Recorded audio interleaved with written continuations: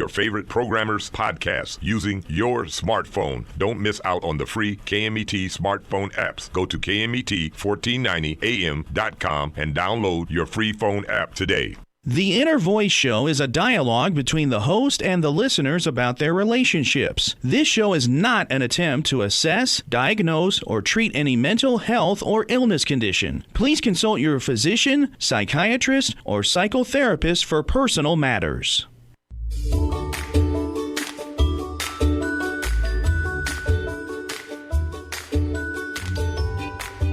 Inner Voice, a heartfelt chat with Dr. Foojan.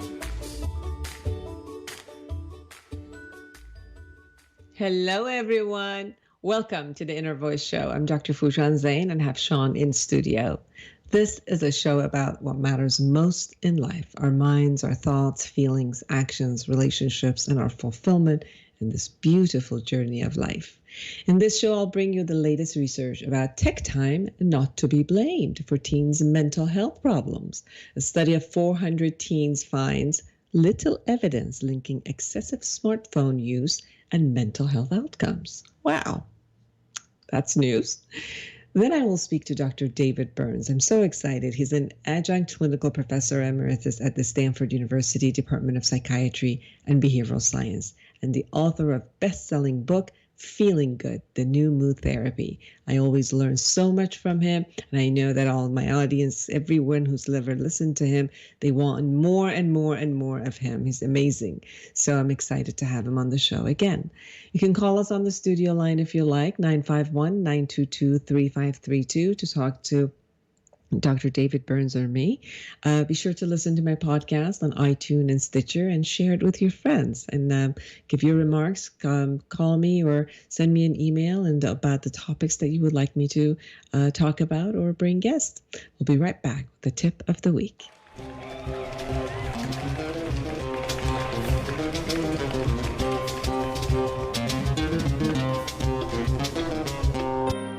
Hello, I'm Dr. Foojan, and I have great news for you. I'm offering a special time-limited offer to anyone who's interested in online therapy or coaching sessions. I've developed the awareness integration model, which allows in only 12 weeks to raise your self-esteem and confidence and let go of your thoughts and emotions that produce depression and anxiety for you. So call today to schedule your online session and save $600. Call me today at 818-648-2140. That's 818-648-2140. Or go to www.foojan.com.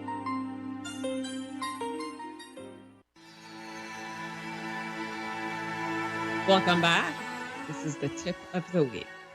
I've been noticing how easy it is to be real, and what a grand price we have to pay when we're withholding or pretending to be someone we're not. So what is being real? I certainly don't mean to vomit out all that shows up in your thoughts and emotions. Being real is to uphold what your beliefs, principles, and values are with your expressions and actions, right? So being on integrity with it is to uphold the beliefs and principles with your expressions and actions. When you withhold your ideas, when you withhold them, the ideas, opinions, rights, and desires, you end up resentful, small, held back, stuck, and ultimately depressed.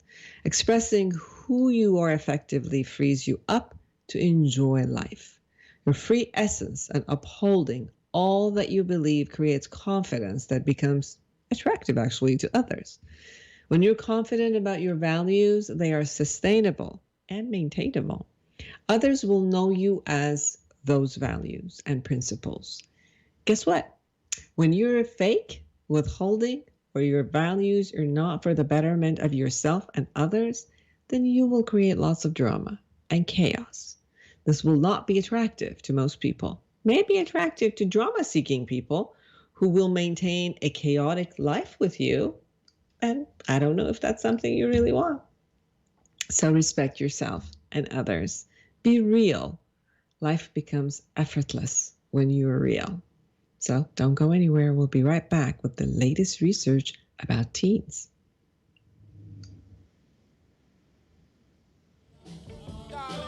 have the pleasure of having this next twist with you. You don't know how to twist? Well, let me tell you. Well, now there's a new dance that's known as the twist. It's really not new, it's something to twist. Well, there's a new dance that's known as the twist.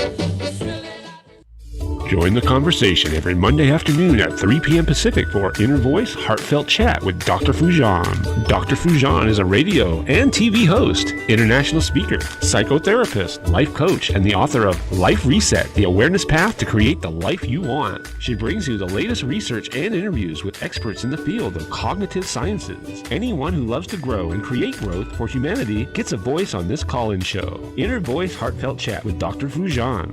Monday afternoons at 3 p.m. Pacific on Smart Talk KMET 1490 AM and on KMET1490AM.com.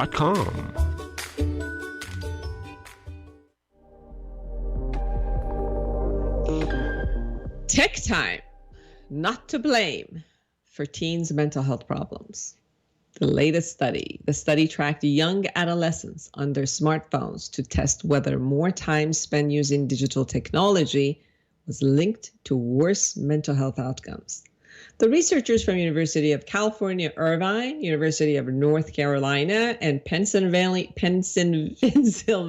State, blah, blah, blah, University published in the journal Clinical Psychological Science. They found little evidence of longitudinal or daily linkage between digital technology use and adolescent mental health. The researchers say, it may be time for adults to stop arguing over whether smartphones and social media are good or bad for teens' mental health and start figuring out ways to best support them in both their offline and online lives. Contrary to common belief that smartphones and social media are damaging adolescents' mental health, the researchers did see much support for the idea that time spent on phones and online is associated with increased risk for mental health problems. So the study surveyed more than 2,000 youth and then intensively tracked a subsample of nearly 400 teens on their smartphones multiple times a day for 2 weeks. Adolescents in the study were between 10 and 15 years old and represented the economically and racially diverse population of youth attending North Carolina public schools. The researchers collected reports of mental health symptoms from the adolescents 3 times a day, and they also reported on their daily technology usage each night.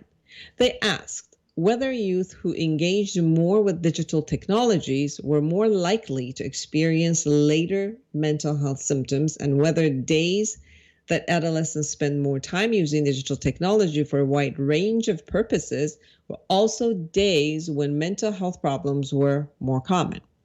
In both cases, increased digital technology use was not related to worse mental health. When associations were observed, they were small and in the opposite direction that would be expected, given all of the recent concerns about digital technology damaging adolescents' mental health. For instance, teens who reported sending more text messages over the study period actually reported feeling better, less depressed, than teens who were less frequent texters. Wow, go figure. I think that there's been a lot of conversation about teens' depression and social media and the use of and I guess this is a different one that just showed up this week. So I really think that it isn't just about the time that they are on. It's also that we're probably not offering anything exciting for them, or they're not creating anything exciting for themselves offline. So many of the exciting concepts, whether it's their relationship, conversations with each other, communications, music, videos, studying, information, they all come from this device. So that has become the concept of all. Anything that they want to experience, they go to it. So it's not that they're only utilizing for one purpose. It is a multi-purpose concept, but not having it and having a real relationship, face to face, and being with someone and interacting with someone and doing other types of activities which uses their motor skills is probably lessened. So it's for the parents, how to balance that versus thinking that just having it being off balance is going to create mess. I think anything that is off balance is going to create some sort of a mess, but not necessarily that it creates mental illness or less of a mental health. Now, let me tell you that I am so excited to have Dr. David Burns with us. He's an adjunct clinical professor emeritus at the Stanford University Department of Psychiatry and Behavioral Sciences. His best-selling book, Feeling Good: The New Mood Therapy, has sold more than 5 million copies worldwide and is the book most frequently recommended for depressed individuals by American and Canadian health professionals. Many published research studies have indicated that 65% of individuals with moderate to severe depression who are given a copy of his book improve dramatically within 4 weeks with no other treatment. His website, feelinggood.com, contains free resources for therapists as well as the general public, including his popular weekly Feeling Good podcast with more than 1 million downloads. He has won many awards for his research and teaching, including the prestigious 2018 and 2019 Irma Bland Award for teaching from the American Psychiatric Association and A.E. Bennett Award for the basic research from the Society of Biological Psychiatry. His latest book, Feeling Great, is nearing completion and will be published in 2020. Don't go anywhere. We'll be right back with Dr. David Burns.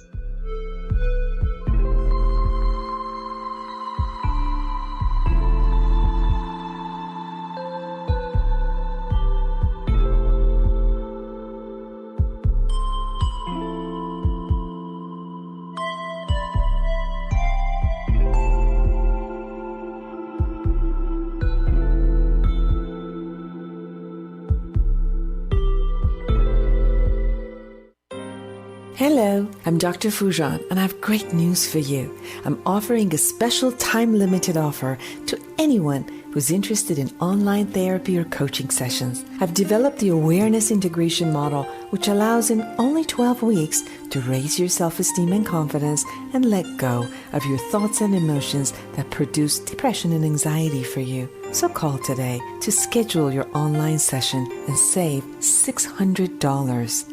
Call me today at 818-648-2140. That's 818-648-2140. Or go to www.foojan.com. Dr. Foojan Zeine is a psychotherapist, a marriage and family therapist, and a life coach with more than 27 years of experience. She is the author of the Awareness Integration Model, which has been researched and published in numerous international journals. Dr. Foojan has offices in Beverly Hills, Irvine, and Woodland Hills, California, and also consults online and by telephone. Make an appointment with her today by calling 818-648-2140 or go online to www.foojan.com. That's www.foojan.com. Join the conversation every Monday afternoon at 3 p.m. Pacific for Inner Voice Heartfelt Chat with Dr. Foojan. Dr. Foojan is a radio and TV host, international speaker, psychotherapist, life coach, and the author of Life Reset, The Awareness Path to Create the Life You Want. She brings you the latest research and interviews with experts in the field of cognitive sciences. Anyone who loves to grow and create growth for humanity gets a voice on this call-in show. Inner Voice Heartfelt Chat with Dr. Foojan. Monday afternoons at 3 p.m. Pacific on Smart Talk KMET 1490 AM and on KMET1490AM.com. Welcome back, everyone, to the Inner Voice Show. I'm Dr. Foojan Zeine, and I'm so excited to have Dr. David Burns with us. Welcome to the show. Thanks for having me back. It's always a lot of fun to work with you, and it's an honor to be on your show. Thank you. I always learn so much from you, and it's amazing. And I know everyone who listens to us and watches the YouTube video, they always give me comments about wanting you back more and more and more. So definitely, it's great that you accept graciously to be at our in my show. So I know that you have, as we were speaking before, talking about cognitive distortions, and what are some of the cognitive distortions that really holds people and puts them in a position that, what I say is like, they bring themselves down. It's more like, it's not necessarily that life is bringing them down, as some of the way that people look at things constantly brings them down.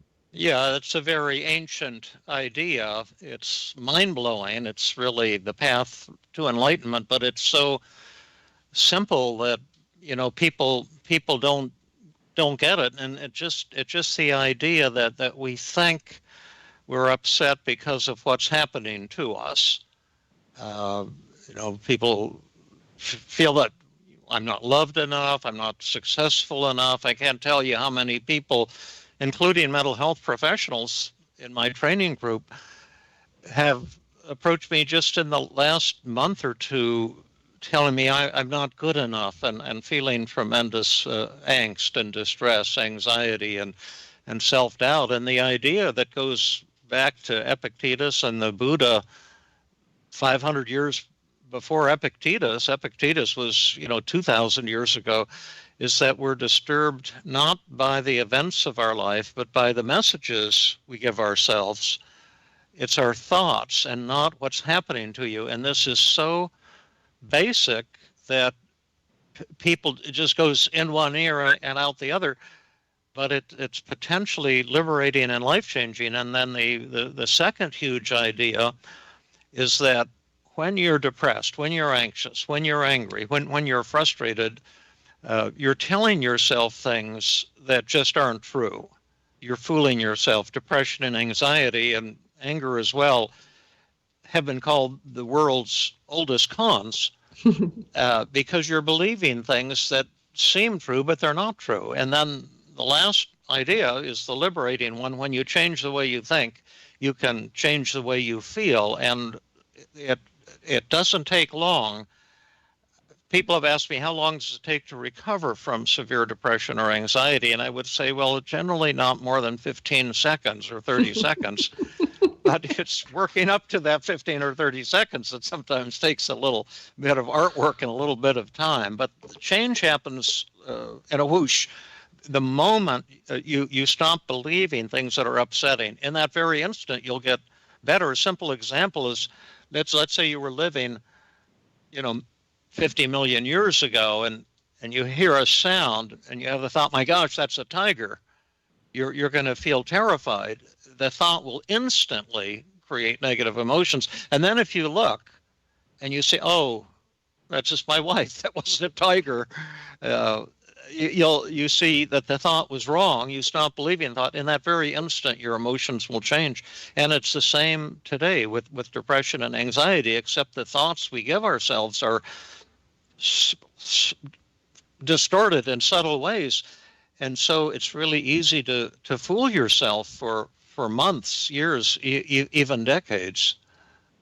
It's always been interesting for me to look at the reason that we do self-destructive acts. For example, whether it's the thought process that becomes self-destructive, or through the thought process we go into a self-destructive act, such as eating things we know we shouldn't, smoking, doing behaviors that we know is going to be inappropriate for us or doesn't work for us. But in some sense, we keep hearing that the body adjusts itself constantly, that the body is an organism that supposedly is trying to survive consistently.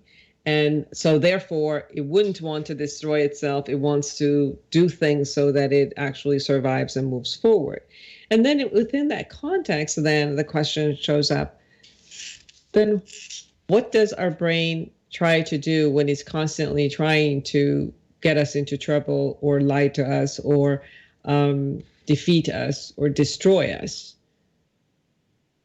Well, if we can take a specific example, I can give you a tremendous answer. I try not to answer things on an abstract level because it leads to kind of like BSing type of thing, and people don't really grasp anything useful. But if you could talk about some some specific, Well, say, it's the same habit thing. that people have, or addiction, or something like that? Well, based on what you were just saying, that our brain was lies to us, and then it gives us thought processes that are just not through. They're not true, but they keep coming back, and so it's starting from that, and then yes, extending it then to what we do to shut it up, which is addiction, or then we go through that. For example, everything that creates anxiety for us, in a sense, or depression, as you called it, our brain goes into lying to us.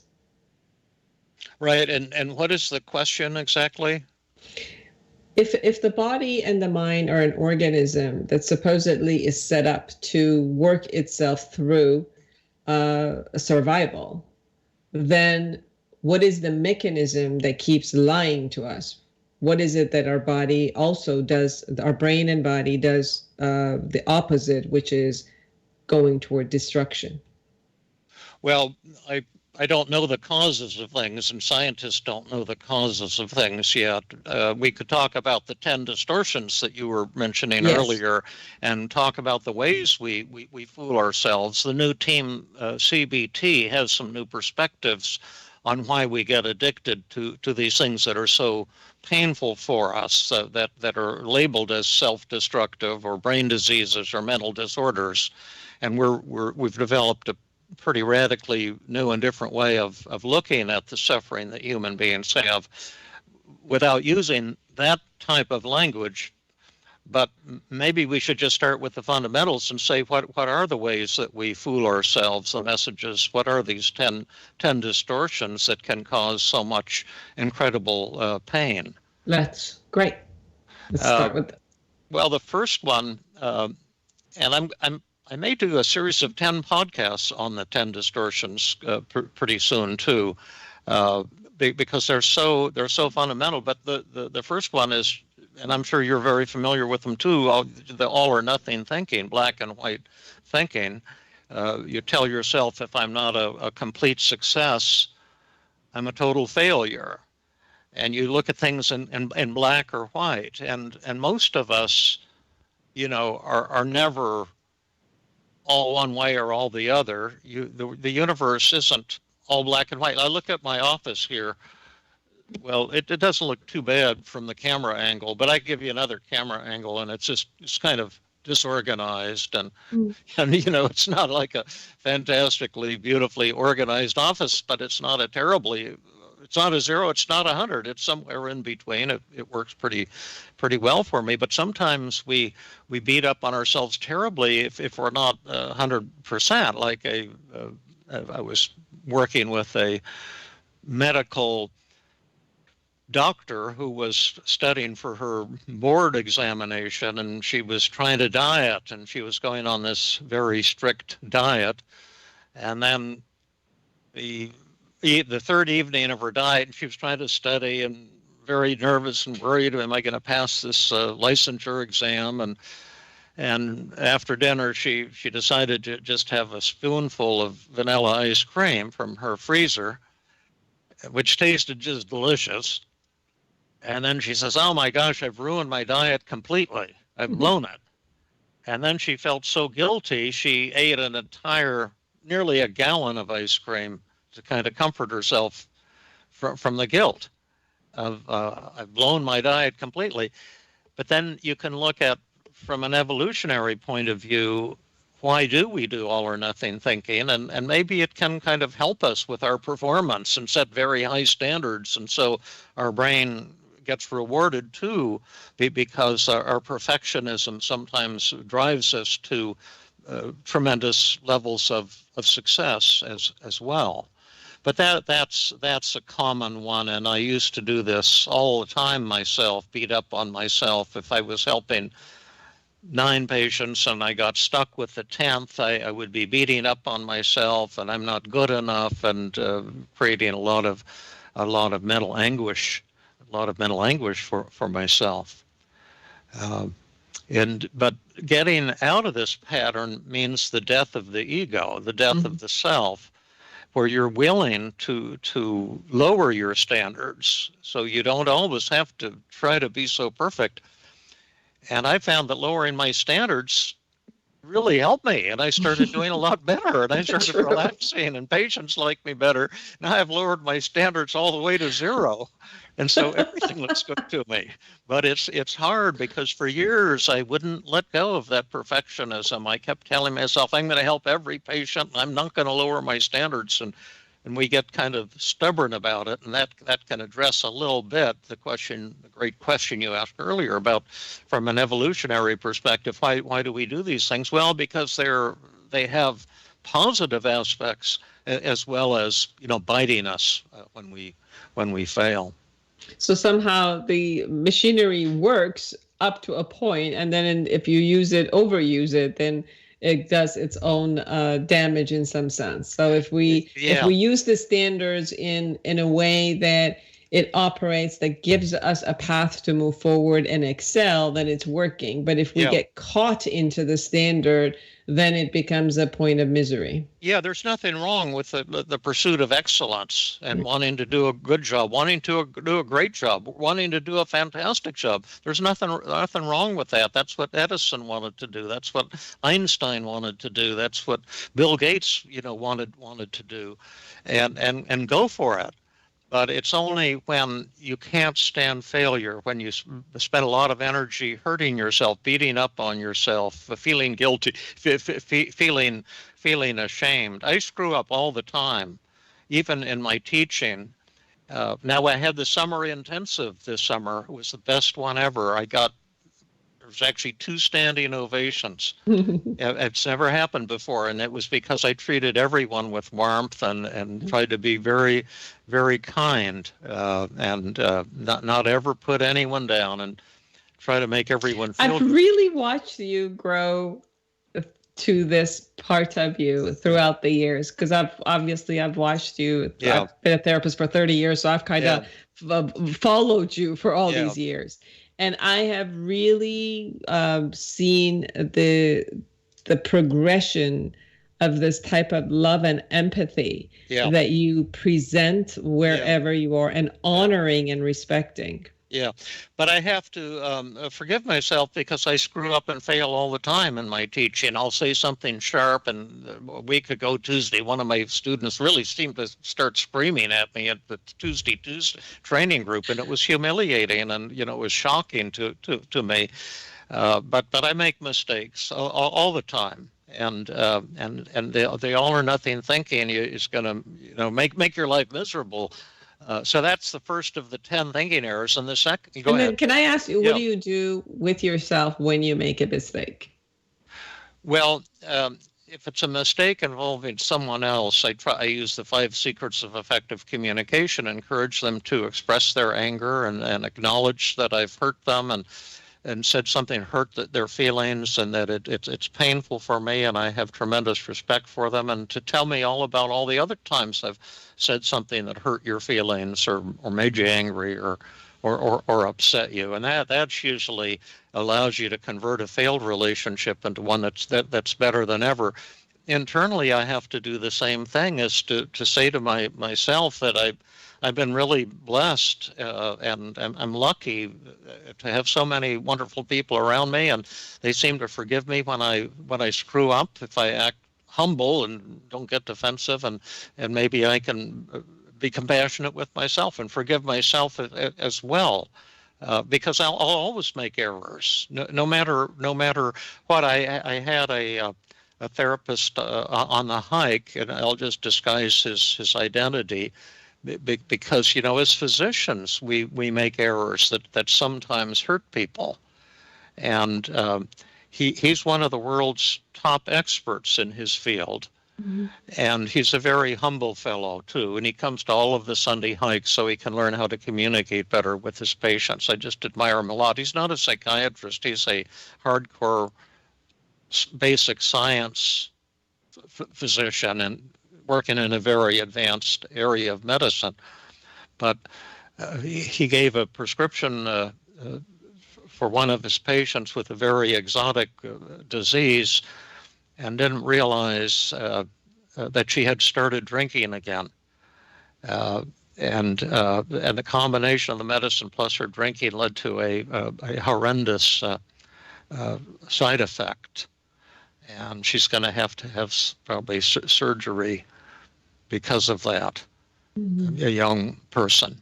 And he was just beating up on himself. I should have asked her again, should have warned her about the alcohol. And he was just in tremendous pain. And of course, his pain shows what a beautiful person he is, what a compassionate physician he is. But then, we worked, and he found a way to really forgive himself and to get back to joy and self-esteem. When I was an intern at Highland Hospital in Oakland, I was so insecure, and I was so happy that my first resident that I worked with had been in Vietnam. He'd been a doctor in Vietnam, so he was pretty advanced already. But the first day we went on rounds together. They had something called death rounds. And he had made a mistake that killed the patient. Mm. But he just took it really well, learned from it. And he was the best medical doctor I ever worked with. It was such a joy working with him. But as humans, we're going to make mistakes, and it's painful. Yes. So acknowledging the mistake, looking at what it was, and then learning, amending with whomever it is that we made the mistake with, or ourselves, and then learning from it and moving on. Yeah.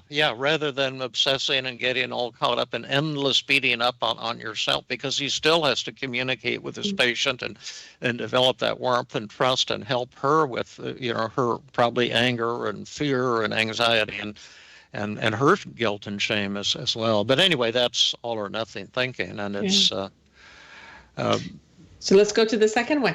Well, that's overgeneralization, and that's just so huge. It's, I think, maybe the cause of all depression. I've been very excited and interested in this distortion, especially in the past year or two, because what it is, you take an error that you've made and then you generalize to yourself as if you had a self. So he could say, instead of I made a mistake with this patient, or potential mistake, it really wasn't even a mistake in any rigorous way. But instead of saying, I made a mistake here, you say, I'm a bad doctor, something like that. I've been working with a gentleman who had decades of abuse. And he came to me and asked me, could something like the new team therapy we've developed at Stanford help someone as severe as him? And I'm not in private practice anymore. But I treat people all the time. And he couldn't even afford to fly out here for a day to do an intensive. So I said, well, I'll treat you for free. My heart went out to him. But what he does is to tell himself, he's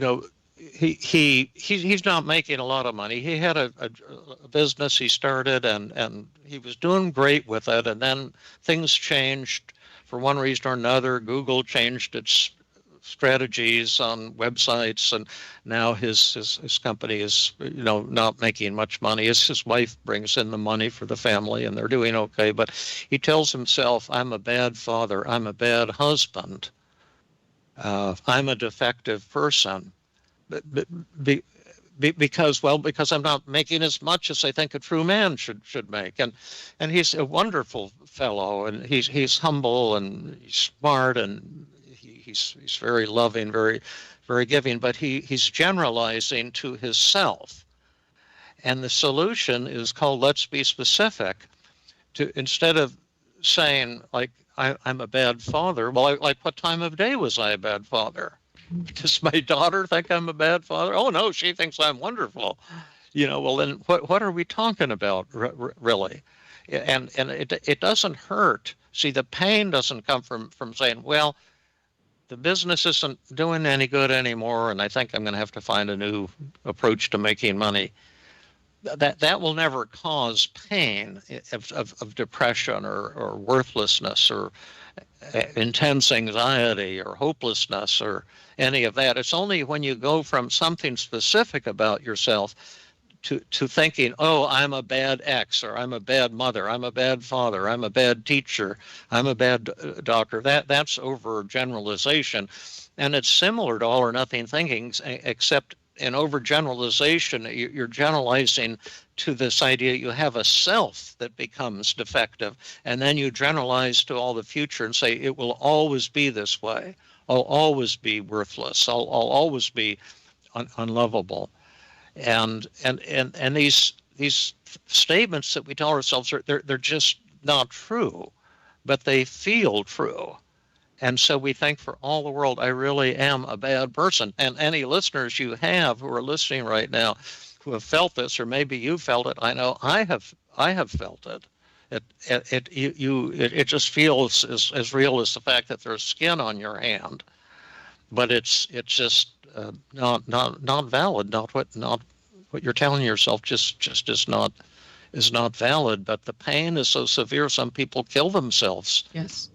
Because if it's an all encompassing, then obviously there's no hope for any change or anything else that is different. So yes, I could see that a lot of that type of an overgeneralizing becomes part of the game. What's the point? I want to kill myself because that's all of me. What I found with that part of my brain is I try to do this reality check immediately and come out of the minute that I hear this word all, always, never. Yeah. The minute I hear those sentences in my own head, I know that I'm lying. Yeah. And kind of come back and do some sort of a reality check. Yeah. What are your suggestions? For helping yourself or for helping your patients? Mm-hmm. Which? Those are radically different. Well, let's just use me. So obviously, I'm the one who's here. Okay. Well, what I do is the first thing I do when if I'm working with you as my patient, I would not try to help you. Trying to help is the cause of all therapeutic failure. And most therapists who hear me say that don't even understand what it means. But it just means what it is. If you try to help someone who's upset, they'll get irritated. They'll get angry with you. They'll start fighting you. And when someone's upset and saying I'm a loser, or I'm a bad father, I'm whatever, I buy into what they're saying and just say and provide empathy and support without helping them whatsoever. I want to go with them to the gates of hell, and I would say, tell me what that's like. I have felt that way myself at times. I know that can be one of the worst forms of human suffering, and I feel sad, particularly because I have so much affection for you and so much respect. But tell me what's been going on. Tell me what this is like for you. And then I let the person spill their heart out, and I paraphrase what they're saying. I acknowledge their feelings. I say, wow, it sounds like you're pretty sad and depressed. Is this true? And they say, oh, yeah. And so I can imagine you're pretty anxious and panicky too. Oh, yeah. And maybe you're feeling guilty and ashamed and inadequate and worthless. Oh, yeah, doc, that's how I'm feeling. I go through all the emotions, say, what are your thoughts? And I'm just getting the information, not trying to change it. And then I say, tell me how I'm doing now on empathy. Do you feel that I understand how you're thinking and how you're feeling? And do you feel that I care about you? Do you feel accepted? What's my grade? Do I have an A, a B, a C, a D? It seems goofy to say that, but they'll tell you every time. And if you're not hitting it out of the park, they'll say, oh, it's a B or a B plus or a C or something like that. And then don't go on until you get an A. I say, well, tell me what I'm missing. And then when I got an A, then I say, what is it you want help with? And they say, oh, well, like I want help with my depression and my worthlessness, and I feel horrible. And then I say, well, let's imagine there's a magic button here, and if you press that magic button, it'll disappear in a flash. And you'll walk out of today's session in a state of euphoria. Will you press that button? And everyone says, oh, yeah, I'd press that button. And then I do what's called assessment of resistance. It's TEAM, team, testing, empathy, assessment of resistance. And methods. And then I show all the beautiful things that their suffering shows about them, all the benefits of their depression, their anxiety, their shame, their worthlessness, their loneliness, their humiliation, their frustration, their demoralization, their anger, and we come up with a genuine list. It's not some psychobabble thing, and we will generally come up with 20, 25 mind-blowing things that their suffering shows about them, their high standards, their passion for life, their desire for loving relationships with others, their accountability, their willingness to be realistic, to admit their flaws and errors. The list goes on and on. Their anger, which maybe your anger shows you're willing to stick up for yourself, and sometimes anger is very healthy. And I really try to sell them on not changing. And I'm very, very good at it. And then at the end I say, well, I say, do we have the tools to change you today? Absolutely. But I can't see any reason why we'd want to change any of this. Look at all the beautiful things that your suffering shows about you. Mm-hmm. And then the patient, and it's a paradox, because now I have sold them on not changing.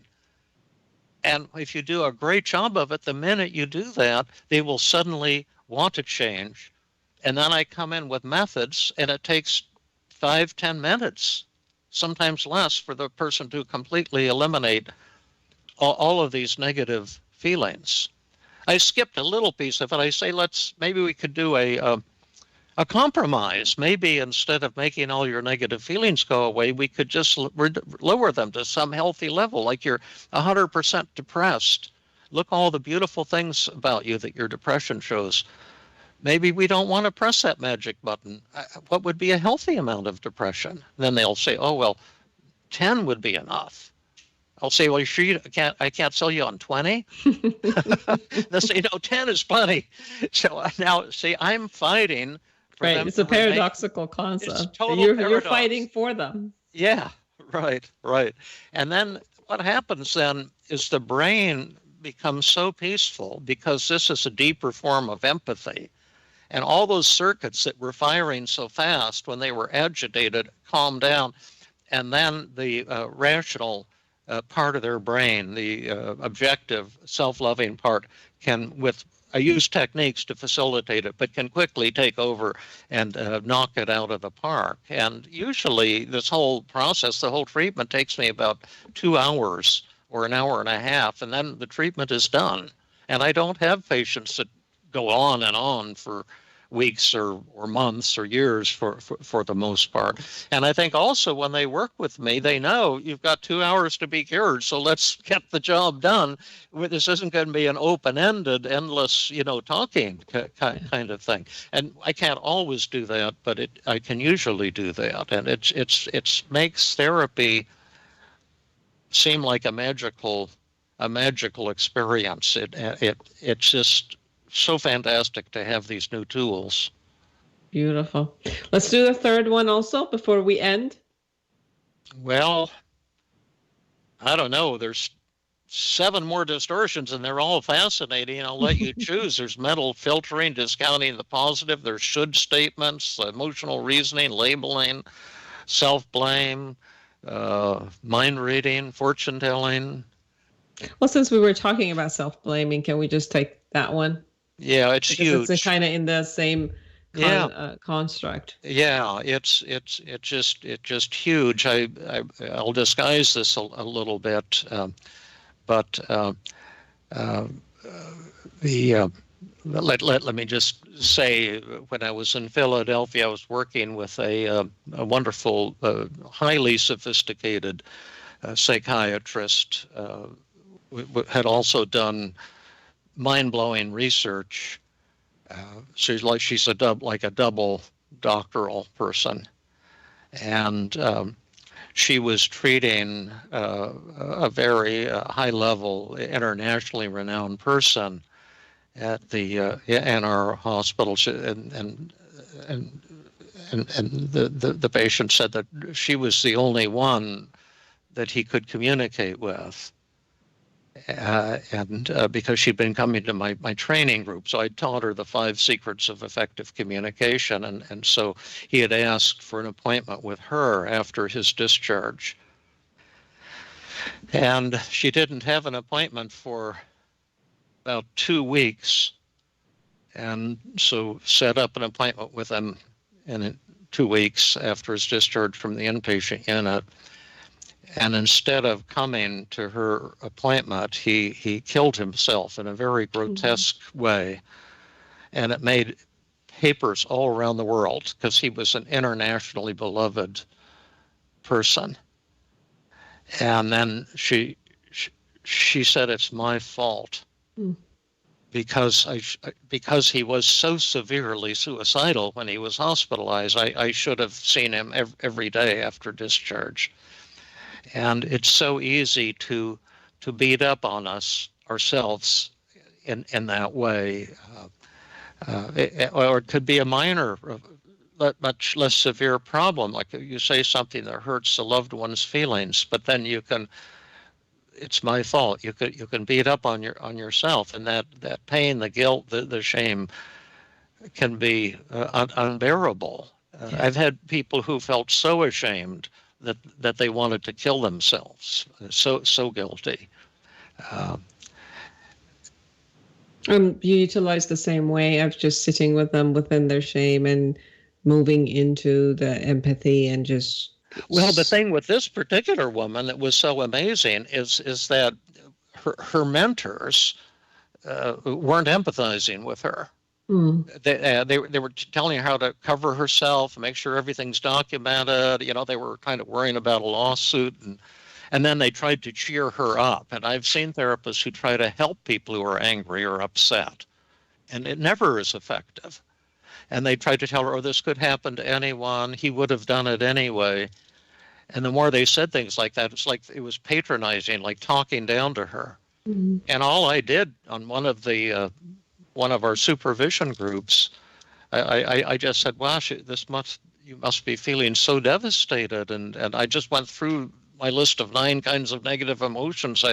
How sad and depressed are you? And she said, 100%. And how anxious and panicky? 100%. And how ashamed and guilty. And then we went through all of these, and I said, my heart goes out to you. And I can just see how horrible this is for you. And this is really one of the dark side of our profession that's not talked about. Right.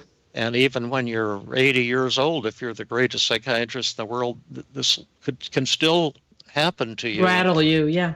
Yeah, and then that's all she needed. And she said, I'm feeling so much better now. All she needed was somebody to go into her suffering with her, go with her to the gates of hell, and acknowledge how awful it was, without trying to minimize it, without trying to cheer her up, without trying to help her. So another thing that I'm hearing from you is that it seems like our psyche and our brain sometimes needs this mirror that, as it looks outside, it gives it back what we feel and think. And the more that we get this type of mirroring of I get who you are and I validate who you are, that our brain has its own mechanism to get itself out of all of this. It just needs to be first stated out, heard, seen. Well, I would say that's partially true, usually not true. It's sometimes true. In her case, it was true. But people, usually that warm, empathic mirroring that you so beautifully described that people need, that calms the brain, does make a more receptive connection with the person. But they still need usually powerful tools to blow away all those self-hateful, self-critical thoughts that are creating the misery.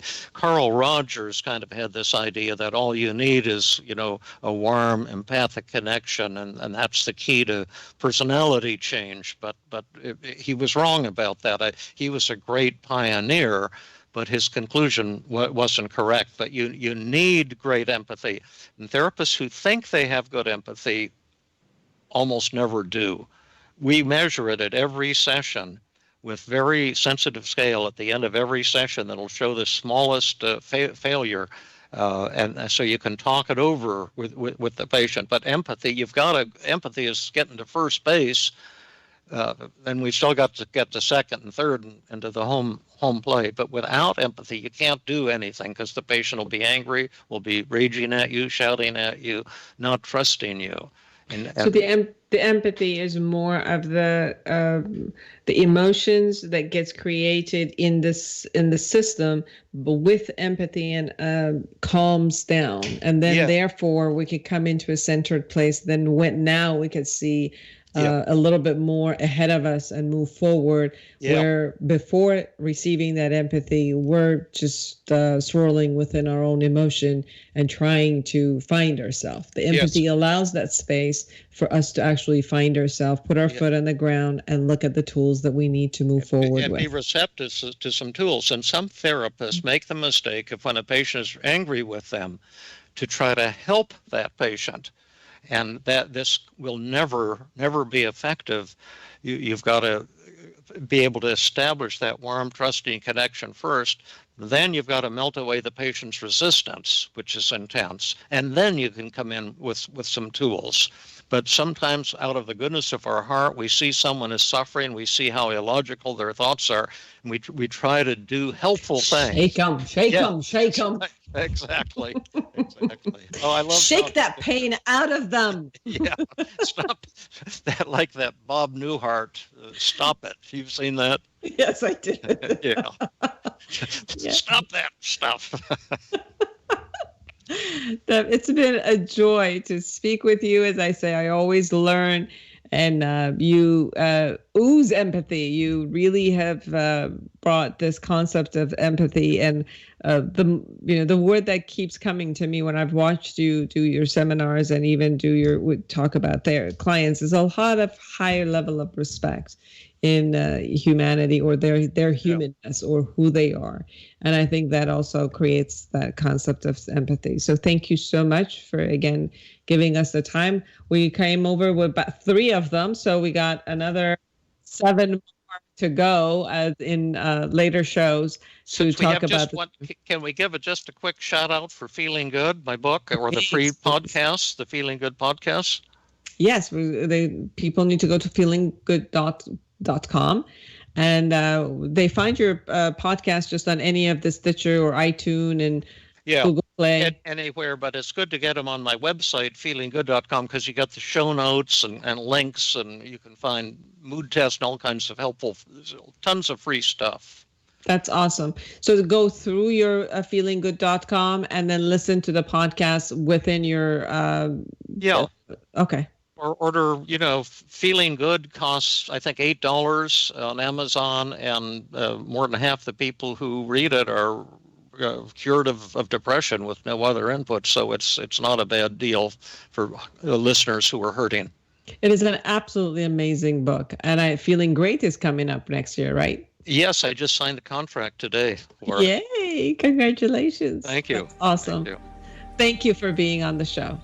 Thanks a lot. It's always great. Bye-bye. Bye-bye. And for all of you who are listening, create an amazing world for yourself and everyone around you. Until next week. Bye-bye.